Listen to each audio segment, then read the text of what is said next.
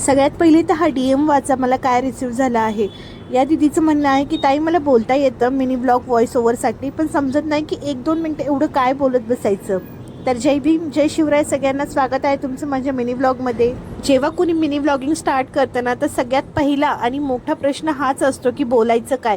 आता mini blog हा 1 ते 1.5 किंवा मॅक्स टू मॅक्स 2 मिनटाचा तरी ठेवावा लागतो. मग एवढ्या वेळ आपण बोलणार तरी काय, काय टॉपिक काढायचा, किंवा आपण घरातलं काही रुटीन सांगतोय तर काय काय सांगायचं आणि कसं कसं बोलायचं, हे सगळ्यात जास्त कन्फ्युजन असतं. सुरुवातीला मला सुद्धा असंच वाटायचं, बट एक गोष्ट सांगू का, आपण जे काही घरात करतोय तेच मिनी ब्लॉगमध्ये बोलायचं आहे. आणि तुम्हाला असं वाटते की 1 मिनटापेक्षा जास्त बोलणार तरी काय, तर तुम्ही तुमचे काही एक्सपिरियन्स सांगू शकतात, आज काय घडलं ते सांगू शकता, आजचा दिवस कसा होता, घरात काय काय कामं केली, घरात बेबीज असतील तर त्यांचा दिवस कसा गेला, बाहेर गेलो होतो, शॉपिंग केली, काही खरेदी केली, किंवा घरात काही आवरलं, स्वयंपाकाला काय काय बनवलं, तुमचे पास्टमध्ये किंवा प्रेझेंटमध्ये घडलेले चांगले एक्सपिरियन्स, ज्याने लोकांना मोटिवेशन मिळेल, किंवा छान छान कथा, असं काहीही तुम्ही शेअर करू शकतात. मेन प्रश्न म्हणजे ऑडियन्सला एंगेज करून ठेवण्याचा आहे. एकदा ऑडियन्स आपल्यासोबत कनेक्ट झाली ना की त्यांना आपल्या गप्पा गोष्टी ऐकायला मजा येते. आजही माझा असंच काहीसा सिंपल दिवस होता. किचनमध्ये असा ट्रायपॉड लावून काम करत असलं की दोन्ही बेबीज येतात, त्या ट्रायपॉडला हात लावतात, माझ्यासोबत गप्पा मारत बसतात.